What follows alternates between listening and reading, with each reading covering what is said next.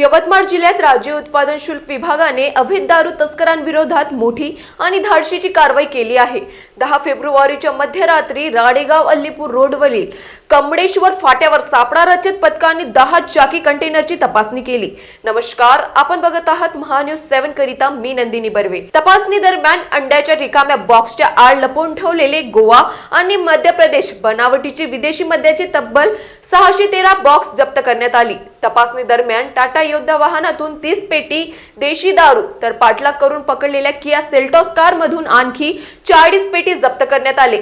या कारवाईत एकूण 683 पेटी दारू आणि 3 वाहने असा तब्बल 1,05,35,000 रुपयाचा 605 रुपयांचा मुद्देमाल जप्त करण्यात आला आहे। कारवाई दरम्यान 3 आरोपी अंधाराचा फायदा घेऊन फरार झाले असून त्यांच्या विरोधात महाराष्ट्र दारूबंदी अधिनियमांतर्गत गुन्हा दाखल करण्यात आला आहे।